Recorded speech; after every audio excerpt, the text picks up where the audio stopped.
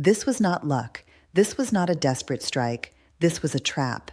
And Russia walked straight into it. Ukraine's intelligence services spent weeks tracking every truck, every rail car, every weapons transfer, as Russia consolidated 260,000 tons of munitions into a single logistics hub. They let Russia finish the job. Then they sent the bill. To understand what happened in the early hours of that April morning, you have to go back several months. Because this story does not begin with a missile launch. It begins with a decision made deep inside Ukrainian military intelligence, a decision that required extraordinary patience, extraordinary discipline, and the kind of cold strategic thinking that separates wars won from wars lost. Ukraine's commanders had been watching Russia's logistics network for a long time, mapping it, studying it, learning its rhythms. And what they saw slowly taking shape over weeks and weeks was an opportunity unlike any they had seen before. The question was whether they had the restraint to let it fully develop before they struck. Russia, for all its military size, has always struggled with one fundamental problem in this war, the problem of supply. Moving ammunition to the front line is not simple. The distances are enormous, the infrastructure is strained, the risks of moving large quantities of high explosives across a contested operational theater are real and constant. Trucks break down, trains get delayed, fuel has to be sourced, drivers have to be found, and all of it has to happen under the permanent threat of Ukrainian drone and missile strikes that have made Russian logistics one of the most dangerous jobs in this war. So what Russia began doing as it prepared for what it believed would be a decisive operational push in the spring of 2026 was consolidating. Rather than keeping its munitions spread across dozens of smaller, harder-to-reach depots scattered deep in Russian territory, military logisticians began funneling everything into fewer, larger, better-positioned hubs. Hubs closer to the front line, hubs designed to dramatically speed up the resupply chain and give Russian artillery and missile crews the sustained ammunition flow they would need for the kind of offensive operations being planned. On the surface, this made tactical sense. Concentration of supply reduces transportation time. It simplifies the logistics chain. It means your forces at the front are never waiting long for the shells and missiles they need. Russian military planners had seen the cost of slow resupply in the earlier years of this war. They had watched their advances stall, not because of Ukrainian firepower alone, but because their own forces ran dry. Artillery batteries that had no shells to fire. Rocket systems sitting idle because propellant had not arrived. Attack formations that halted in exposed positions, waiting for ammunition that was still hundreds of kilometers away. This time they were determined to have enough. They were going to preposition everything that a major offensive would require right there close to the front, ready to flow forward the moment the order came. So over the course of weeks, the trains ran, the convoys moved, the bunkers filled. What they did not fully account for was that Ukraine was watching every single move, not as an afterthought, not with limited visibility, but with the kind of comprehensive, multi-layered intelligence coverage that only comes from years of hard-won experience fighting an adversary on your own territory. Ukraine had been studying Russian logistics since 2014. By 2026, that study had become a science. Ukrainian military intelligence working alongside signals intercepts, satellite imagery analysis, and a network of human intelligence sources that has been painstakingly developed over years of warfare, built an almost complete picture of the consolidation process as it unfolded. They tracked the trains as they loaded at distant depots and moved toward the front. They tracked the convoy routes. They mapped the storage bunkers, identifying which ones were being activated, which ones were being expanded, which ones were receiving the heaviest traffic. They cross-referenced what they were seeing on the ground with electronic signatures and emissions with drone surveillance footage captured over days and weeks, with the kind of careful open-source intelligence analysis that Ukraine has turned into one of its great asymmetric strengths in this war. And as the picture came into sharper and sharper focus, a decision was made at the highest levels of the Ukrainian military command. They would wait. They would not strike early when the depots were only partially filled and the damage would be limited and quickly repaired. They would wait until Russia had done the hard logistical work for them, until the enemy had moved every last ton of ammunition into position, and the target was as full, as dense, as strategically concentrated, and as catastrophically destructible as it could possibly be. That patience was not easy. Every day that passed with those depots filling up was another day of operational risk. There was the constant fear that Russian counterintelligence might detect the surveillance and warn the command to disperse the stocks. There was the risk that weather changes could complicate the strike window. There was the ever-present possibility that a leak, an intercepted communication, or simply a change in Russian operational thinking might cause them to move the ammunition before Ukraine was ready to act. But Ukraine held. The order to wait held. It held because the commanders understood something fundamental about the nature of a war of attrition like this one, that in such a conflict, destroying an enemy's logistics is often more strategically decisive than destroying his soldiers. You can replace soldiers. As brutal as that truth is, replacing 260,000 tons of precision ammunition, artillery shells, rocket propellant, and explosive materials takes months of sustained industrial effort, costs billions of dollars, and strains the entire production and transportation capacity of your nation. Hit a man in the field and you set back an attack by hours. Hit his ammunition depot and you can set back an entire season of planned offensive operations. The weapon Ukraine chose for this mission was itself a statement about how profoundly the war has transformed Ukraine's military-industrial capacity. The FP-5 Flamingo cruise missile did not exist 4 years ago. It was conceived, designed, engineered, tested, and put into serial production in a country that was simultaneously fighting for its survival on the front lines. A feat of compressed innovation and industrial willpower that has genuinely stunned Western defense analysts who are accustomed to major weapons. Programs taking a decade or more to move from drawing board to operational deployment. The Flamingo is not a small or tentative weapon. It carries a warhead of 150 kilograms, roughly 2.5 times the destructive payload of an American Tomahawk Block V cruise missile. It has a claimed operational range of 3,000 kilometers, meaning it can reach virtually any target in the European part of Russia and well beyond that. It travels at around 900 km/h, guided primarily by satellite navigation using a jamming-resistant antenna system designed to maintain accuracy even in the high-interference environment that Russia has spent enormous resources creating around its territory. Ukraine claims an accuracy of roughly 14 meters at any range. The fuselage is built to primarily from radar-transparent composite materials, giving it a reduced signature against Russian ground-based radar systems. The company behind it, Firepoint, went from concept to battlefield deployment in less than 9 months. For perspective, the development timeline for a comparable Western cruise missile program typically spans 8 to 12 years, involves multiple government agencies, dozens of contractors, and costs in the range of billions of dollars. Firepoint was founded by people from non-military backgrounds, construction, architecture, game design. They were not career defense contractors. They were Ukrainians who understood that their country needed a specific capability and set about building it with the urgency that comes from fighting for survival. The result is a weapon that has already struck targets across the entire depth of Russia, from occupied Crimea to the Ural foothills, and that is being produced at an accelerating rate with a target output of over 200 units per month. In the weeks leading up to the strike, Ukrainian forces quietly positioned Flamingo launch systems within operational range of their intended targets. The logistics of doing this without being detected by Russian surveillance, whether airborne drones, satellite reconnaissance, or signals intelligence, are themselves an extraordinary operational challenge. These are not small, easily concealed weapons. A Flamingo on its launcher has a takeoff weight approaching 5 times that of a Tomahawk.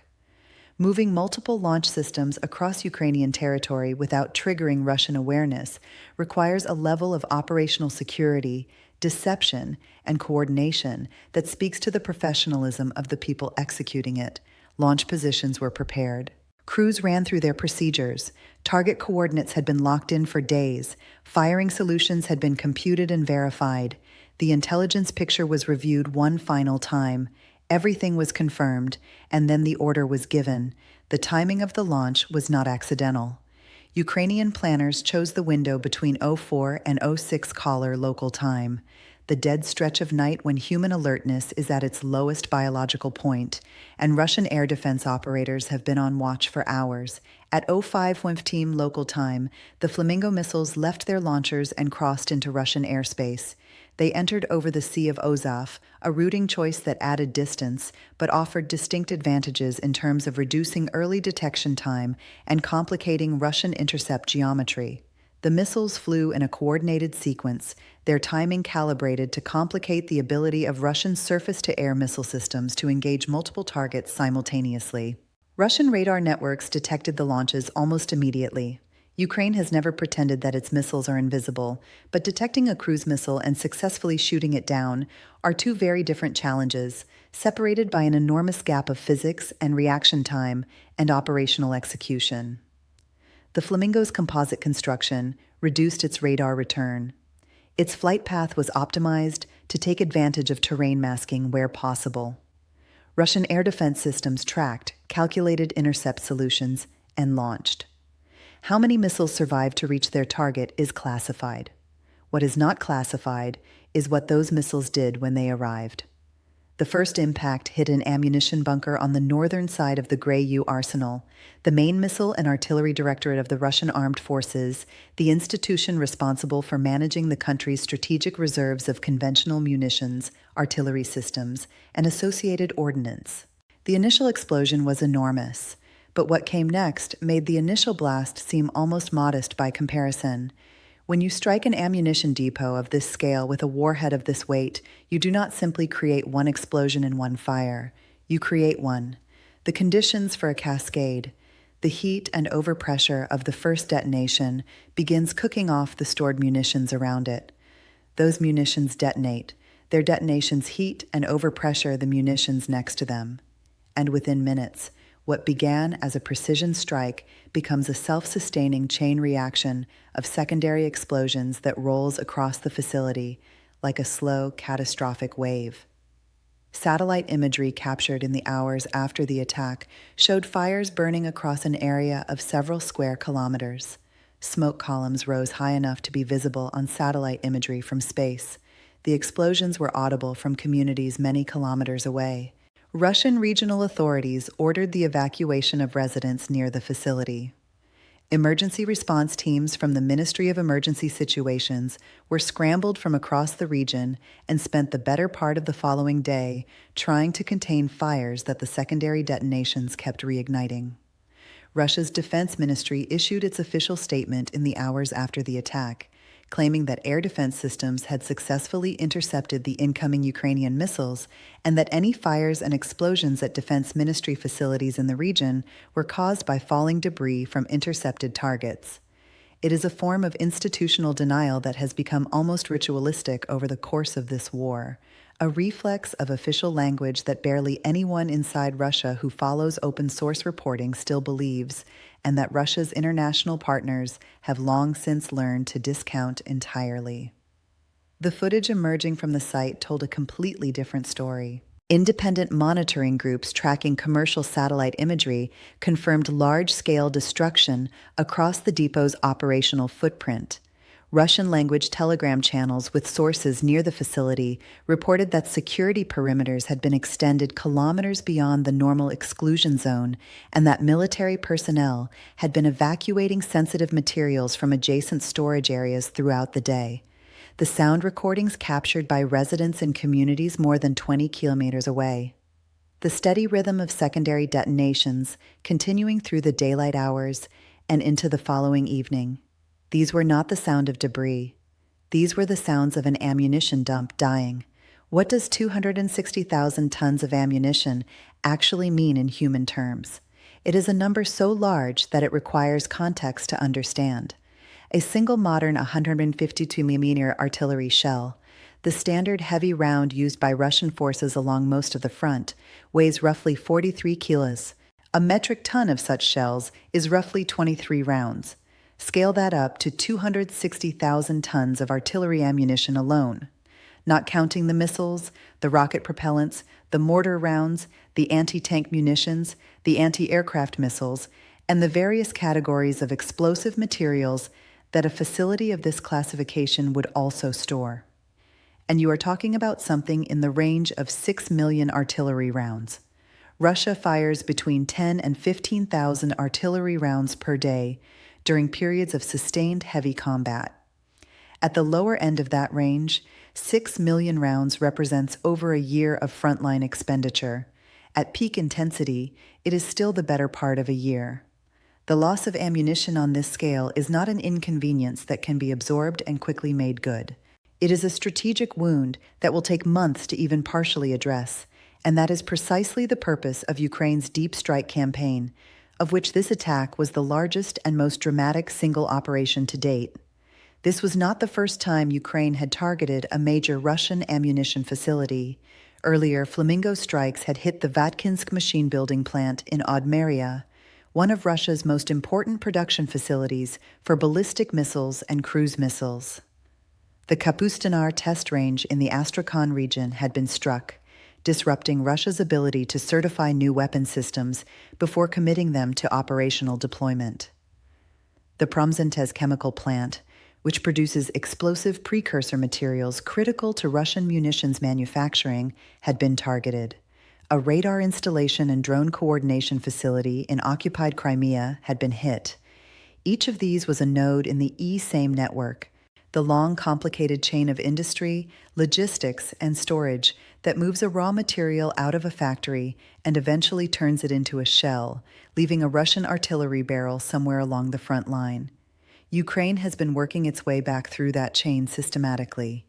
Defense analyst Jan Matveev, who has followed this campaign in detail across more than a year, describes what Ukraine is doing as a methodical campaign of systematic destruction, not just hitting targets of opportunity, but working from a strategic map of Russian military logistics and identifying the nodes whose destruction will do the most lasting damage. The elegance of the strategy is in its leverage. Russia's central advantage in this war has always rested on its ability to outproduce and outsupply Ukraine and conventional artillery and missile ammunition. For much of the war's earlier phases, Russia was firing shells at ratios that sometimes reached 10 rounds for every one Ukrainian response. That artillery dominance ground down Ukrainian defensive positions. It imposed horrific costs on Ukrainian forces. It shaped the entire strategic character of the conflict in ways that constrained Ukrainian options at every level. Ukraine's deep strike campaign does not try to match Russia shell for shell. Ukraine cannot do that and does not pretend to try. Instead, it reaches past a front line entirely and attacks the reservoir from which those shells come. It is an asymmetric answer to a conventional imbalance executed with precision, intelligence, and a patience that commands respect. The geopolitical dimensions of this strike extend in multiple directions simultaneously. In Washington, the debate over whether Ukraine should be permitted to use Western-supplied long-range weapons to strike targets inside Russia had been one of the defining tensions of the entire war. A debate that produced years of restrictions, compromises, and agonizing policy decisions driven by fear of escalation and by domestic political calculations. Ukraine's development of its own indigenous long-range strike capability changed the geometry of that debate in a fundamental way. Ukraine no longer needed permission. It had built the tools itself. The Flamingo is a Ukrainian weapon produced in Ukraine, operated by Ukrainians, and used by Ukrainians to defend Ukraine. No Western capital needs to authorize its use. No escalation calculus in a foreign capital determines where it flies. That independence is itself a strategic achievement of enormous importance, and it has been noted very carefully in Moscow. Meanwhile, ceasefire talks being brokered in Geneva by the United States are continuing, but Ukraine's message at the negotiating table is now backed by a demonstrated capacity to strike deep inside Russian territory at will. That changes the psychology of diplomacy in ways that no amount of political signaling could achieve on its own. Ukraine walks into those talks not as a country begging for terms, but as one that has just demonstrated it can impose serious military costs on its adversary, regardless of what happens at the negotiating table. In European capitals, the reaction to Ukraine's demonstrated deep strike capability has been a mixture of admiration and sober strategic reassessment. European defense planners watching the Flamingo program have been genuinely impressed by what Ukraine has achieved. Not just the technical performance of the weapon, but the speed of development, the scale of production ambition, and the operational sophistication with which it has been integrated into Ukraine's broader military strategy. The Czech public crowdfunding campaign that raised over $500,000 to purchase a single Flamingo missile in 48 hours was a small but symbolically resonant moment. Ordinary European citizens voting with their wallets for Ukraine's capacity to strike back at the forces that had invaded it. That kind of popular solidarity, combined with the growing realization among European governments that the continent's own defense industrial base needs urgent and sustained investment, is reshaping the continent's strategic posture in ways that will outlast this war by decades. NATO member states have been quietly accelerating their own domestic production of long-range precision strike weapons, drawing lessons from what Ukraine has demonstrated about the feasibility of rapid low-cost cruise missile development. The Flamingo has become, in the space of a few months, not just a weapon in Ukraine's arsenal, but a reference point in a broader global conversation about what modern deterrence requires and what determined nations under existential pressure can achieve when necessity strips away every excuse for delay.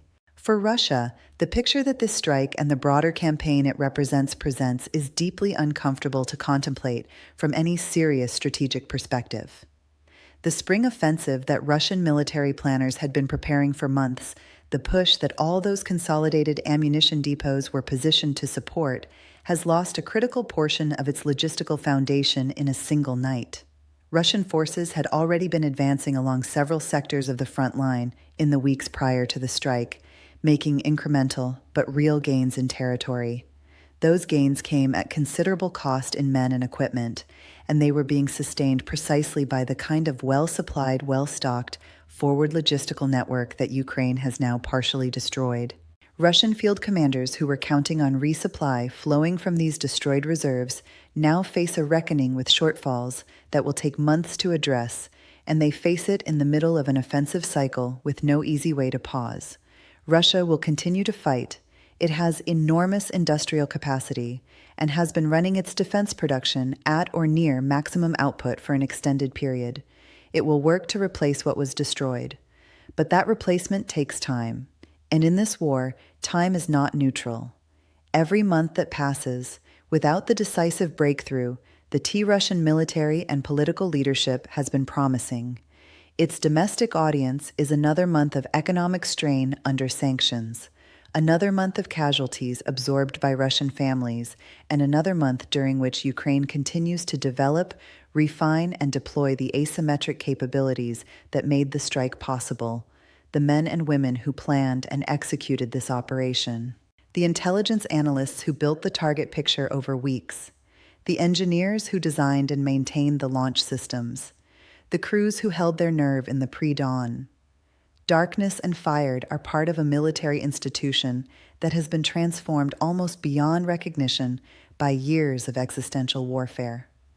The Ukrainian armed forces that entered 2022 were capable, professionally trained, and equipped with significant Western hardware, but fundamentally a conventionally organized defense force with limited indigenous production capacity and no experience of fighting a peer adversary at scale. The Ukrainian military of 2026 is something categorically different. It is a force that has developed its own cruise missiles, its own families of long-range attack drones, its own electronic warfare systems, its own AI-enabled targeting and fire control tools, and its own operational doctrine for fighting a great power adversary with a fraction of the conventional manpower and resources that adversary can bring to bear. That transformation is one of the most significant military developments of the 21st century, and the world has had the unusual opportunity to watch it happen in real time, under fire, at full operational tempo. What comes next is, as always in this war, genuinely uncertain. Russia will adapt to what happened. It will change how it positions and protects its ammunition storage. It will invest more heavily in air defense coverage of logistical infrastructure. It will try to develop new dispersal patterns and transportation methods that are harder to track, harder to predict, and harder to strike.